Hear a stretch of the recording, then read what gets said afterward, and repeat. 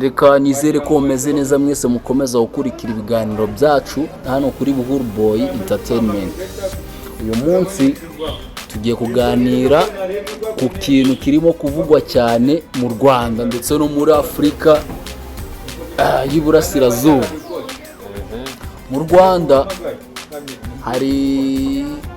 hari ikibazo kirimo kuvugwamo cyane, aho inzoga z'inkorano ngo zaciwe burundu kubera ko ngo zirimo kujya ngo zangiriza ubuzima bw'abantu. Ikiganiro cy'uyu munsi ntago ndi njyenyine, noneho ndi kumwe n'umutumirwa. Mutumirwa turi kumwe bamwita Big Man Kwizera.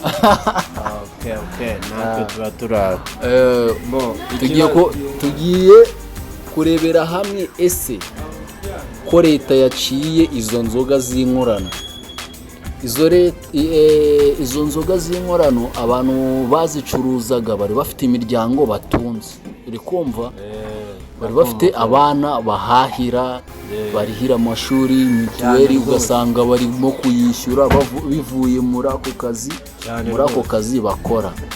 None ese leta ko leta yarengeye ubuzima bw'abantu, sibyo? Ariko tena ku rundi ruhande hari abari kuvuga ko hari ubundi buzima bw'abantu bagiye gupfa bitewe n'uko ibyabatungaga babibonaga bivuye muri izo nzoga bacuruzaga, uri kumva? Ese wowe ubona guca inzoga byari bikwiye mu Rwanda? Ikigezweho cyo urabona ko inzoga nubwo bavuze ngo bazikuyeho, bakemuye ikibazo biyateje ikindi.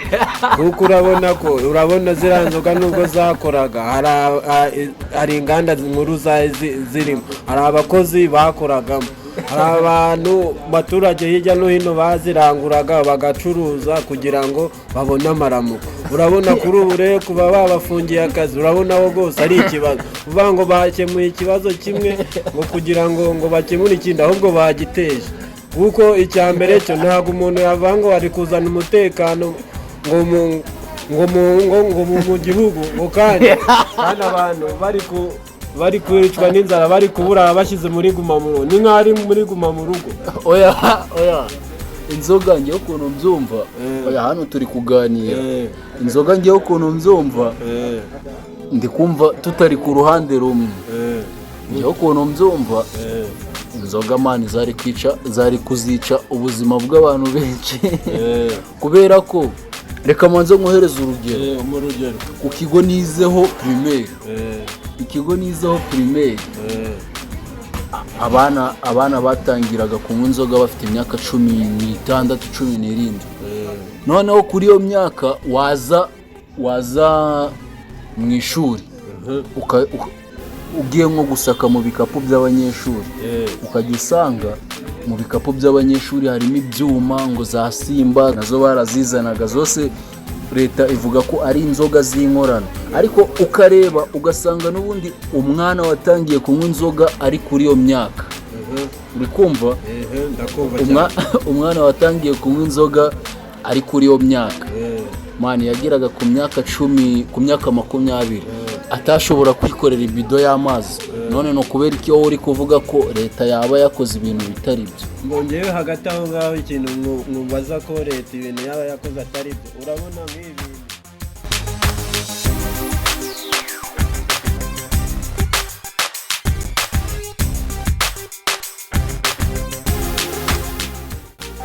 muratwihanganira kubw'akabazo ka tekinike kari kabayemo gatoya.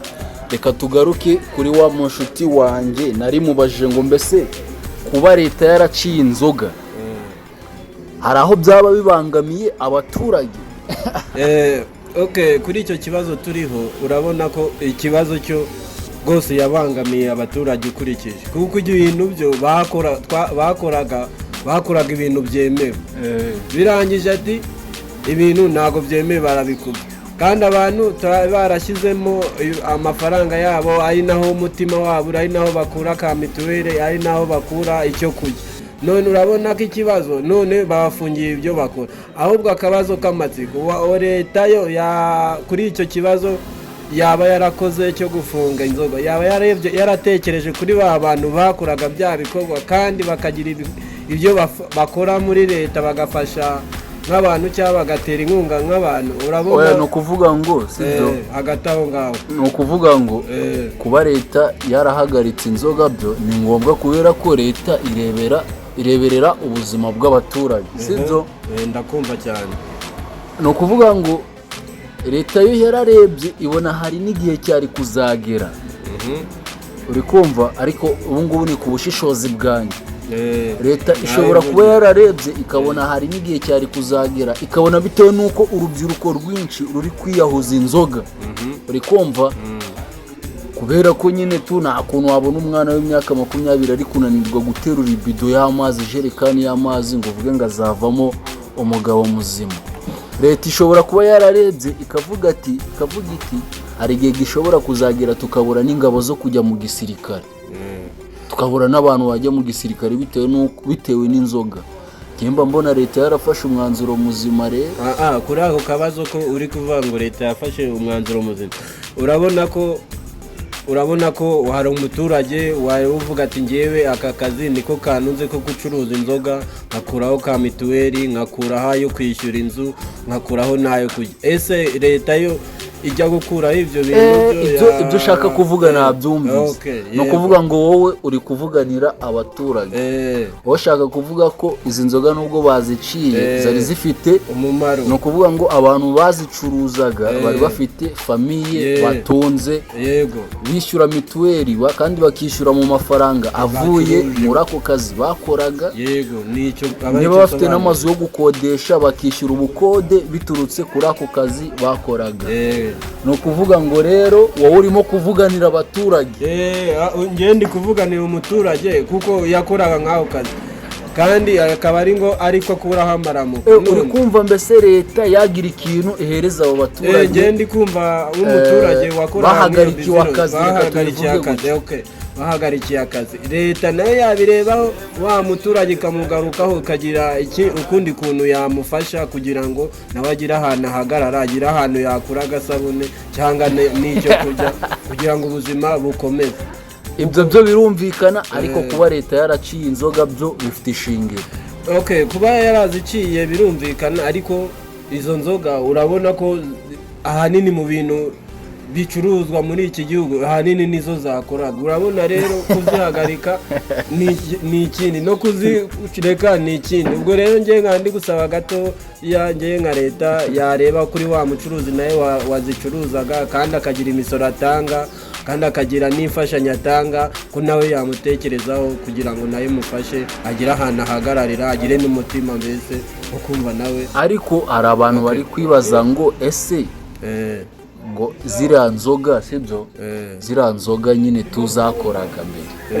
mbere ntago zasoraga ziriya nzoga zarasoraga zigashyirwaho rwose n'ikirangantego cy'uko zemewe ariko ikintu cyaje kudutungura ni ukuvuga ngo ziraciwe ukibaza se nk'umuntu waziranguye cyangwa umuntu mbese ariho yacungiraga amaramuko akaba yumva bazihagaritse urumva we mu by'ukuri bisayizi yaba ari gutekereza ngo iki noneho uzi ikintu gihari ni uko kugira wemere ni uko ikintu gihari umuntu bazafata bagafatana inzoga nyine tuyinkorano mu kabari ubuyobozi bwa leta yatangaje ko uwo muntu azabarwa nk'umuntu ucuruza urumogi cyangwa se kokayine uri kubyumva ute gusa byo leta ni umubyeyi buriya iba yarebye kure ikavuga ati ibibazo bimeze gutya abantu bari kwangirika muri ubu buryo ariko akabazo ngewe mba nifitiye ni ku muturage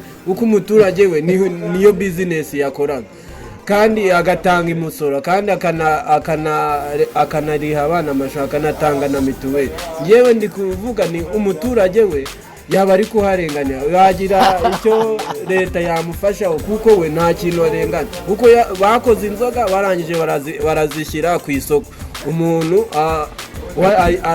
agurisha utwe cyangwa agwatiriza utwe kugira ngo acuruze none urabona barazihagaritse urabona si ubwo ubuzima bwe yaba busigariye kugira ngo nawe agire icyizere. no kuvuga ngo reka tugaruke gato ku kantu wavuze.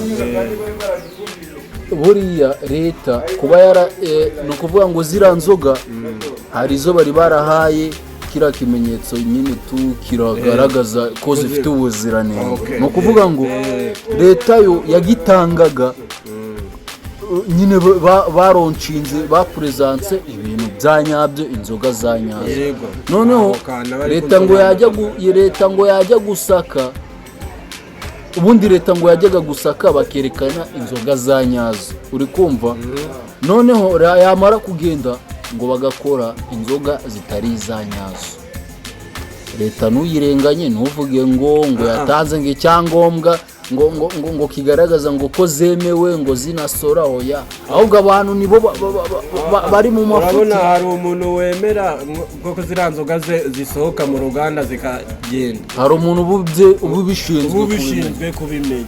None ni gute inzoga zava mu ruganda zemerewe ko zisohoka, zagera mu baziranguye hanze bakavuga ngo izi nzoga ngo zikoze nabi ngo ntago zemewe, kandi zavuye mu ruganda rwemewe? Icyo nacyo aba ari ikibazo umuntu aba agenda atekerezaho nk'umuturage. Ariko ngewe nk'ijisho ry'umuturage mba ngomba kuvuga nk'umuturage niko kazi ke, niyo bizinesi ye yakoraga mu gihugu, nawe akumva ko igihugu akirimo atuje afite akazi. None buno akazi ke kahagaze, ngewe ndi kuvuga nka leta nayo yamurebaho ikagira icyo yamufasha. Ngewe nkurikije amakuru ari kugenda avugwa hirya no hino hanze, bitewe n'ukuntu leta ari umubyeyi. ni ukuvuga ngo leta ntago yabahagarikira akazi, sibyo ngo ibure nyine kubashakira ibindi bintu byo gukora. Ko byagenda kose leta ntago yakwemera ko abo bakoraga ako kazi katemewe n'amategeko, reka tubivuge gutyo, ntago yakwemera ko gahagarara burundu kubera ko bari bafite abana batunze, bari bafite ingo batunze, bishyurira abana za minerivare oya. Ahubwo leta nyine nk'umubyeyi hari ukuntu irabigenza, sibyo? Ifata amafaranga makeya, wenda buri muntu wari ufite business ikora ziriya nzoga z'inkorano zitemewe bashake nyine bamukubite nk'agashoro, nawe ashake nyine kandi ka business yafonda ariko kemewe. Ikibazo kiriho ntago icyo umuntu cyo wenda uri kubivuga nk'umunyamakuru, umuturage. Ariko urabona ko nkawe nk'uriya muntu wari watangije kiriya gikorwa cy'ubucuruzi n'iki, urabona ko we bamukupira birabyo byose, uwo muntu wabikubye cyangwa wabikuyeho wabiciye ntago bahumurije wa mucuruzi ati nubwo tubikuyeho hari akantu tugenekereje ushobora kuzabona. Urabona we ku giti cye ubu ngubu ni ukuvuga ngo ikibazo bafite nuko leta bo yaje ifunga gusa bakamena, no kubabwira ngo ubuzima burakomeza ngo gute. Nicyo kibazo. Oya, reka twizere ko leta yo izagira ikintu ibahereza, kubera ko turabizi neza ko leta ari umubyeyi, sibyo? Ahubwo natwe nyine ikintu twakwisabira leta nifashe bari abaturage wenda bari basanzwe bafite business nyine icuruza inzoga z'inkorano, zikaba zaramenwe, zikaba zarahagaze kubera ko hari umuntu wasangaga afitemo nk'igishoro cya miliyoni 10. N'ibintu bigaragara ni ukuvuga ngo uwo nguwo arahombye, arahita atangirira kuri zero. Leta ishake ukuntu, reka twizere ko leta iragira ukuntu ibafasha bose. Rwose nawe rwose nk'umuvugizi w'umuturage rwose nawe wagakwiye kubitebaho rwose, ukasaba rwose ukatuvugira. Ariko ni ukuvuga ngo tukiri aho ngaho ubu ngubu uri kwemera ko noneho guca inzoga bifite ishingiro. Guca inzoga bifite ishingiro kuko ingero nyinshi zirahari zirafatika, ari ukurikije izo nzoga nubwo baziciye hari abo zitungiye ubuzima. Kuba zari zifite abo zari zitungiye ubuzima ibyo twabyumvikanyaho, ariko uremera ko zangiriza ubuzima bw'abaturage. Zirangiriza ubuzima, ariko mwibuke ko n'umubiri buriya nawe ubwawe uba ukeneye na alcohol. Umubiri nawe uba ukeneye alcohol. Nese waca alcohol mu mubiri ntabwo bishoboka, n'umubiri nawe uba ukeneye alcohol.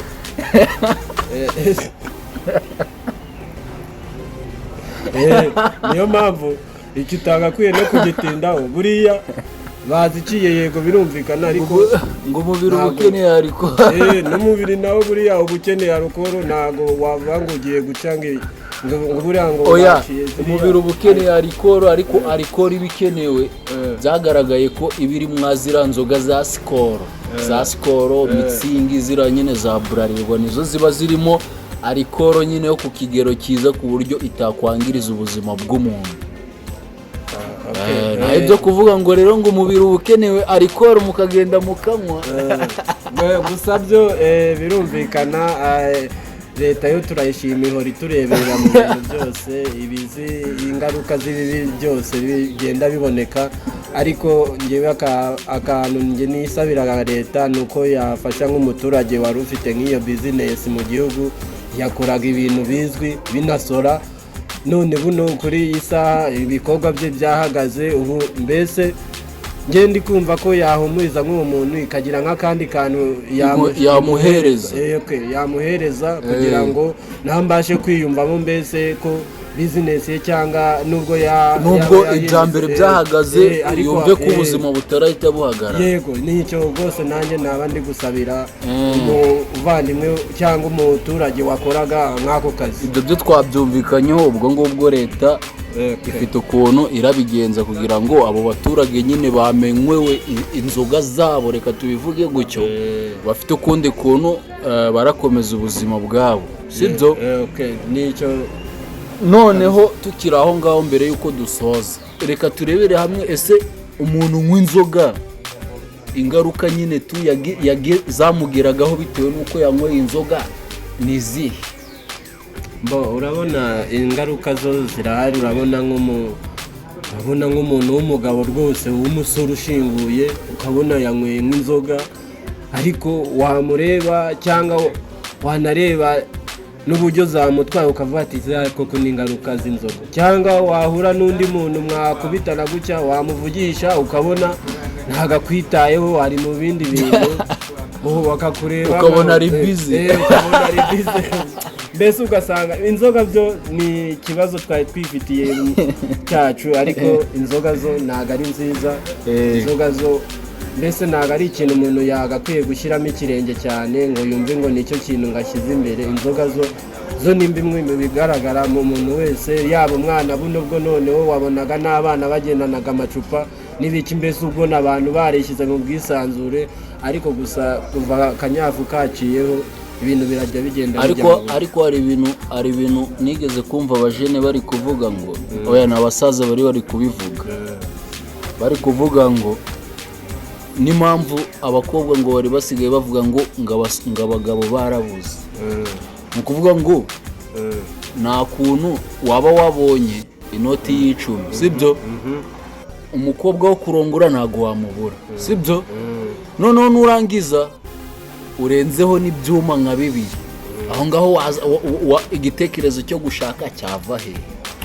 Byo ni ikibazo uri kumva nyine mu mutwe nyine na stress wifitiye niba ari umwana wamubonye niba ari ibyuma nka bibiri wabitayemo ugahita urenzaho n'umuziki watekereza gushaka gute? Gusa ushaka we aba afite gahunda yo gushaka ariko ikigaragara cy'inzoga yo inzoga zituma n'abantu badafata imyanzuro mizima. Inzoga zo zituma umuntu adafata imyanzuro mizima. Mbese inzoga zo ntago waba ushaka kugira ngo ugere ku kintu kizima uzipange wanyweye inzoga. Ikigaragara cy'inzoga zo ziba zifite ibintu byinshi zihariye zikubiyemo. Mbese inzoga zo mbese ibyo zikora biba bitandukanye n'umuntu utanywa inzoga. Ukurikije ingero nyinshi ziba zihari ntabwo wafata icyemezo cy'umuntu w'umugabo wanyweye inzoga. Reka tube dusoreje hanga dushimira abantu bose badukurikiye sibyo. Ubwo iki kiganiro tuzagikomeza ubutaha niba tubwira ko bagikunze turajya muri comment komenti turebe ibitekerezo basizemo sibyo ubwo niba tubwira ko bagikunze tuzagikomeza ubutaha. Turabashimiye rwose abaduteze amatwi bose nanjye baye banumiye nk'umutumirwa murakoze cyane. Reka tube dusoreje aha ngaha rero mwari kumwe na Buhuru Boy. Mwibuke gukanda subscribe cyangwa se abone mu rurimi rw'igifaransa hano kuri Buhuru Boy Entertainment kugira ngo buri munsi tujye tubana mu biganiro byacu bigiye bitandukanye. Mwari kumwe nanjye Olivier Harerimana hamwe n'umutumirwa bita Kwizera Babalao. Ciao, reka twongere duhore ku munsi w'ejo.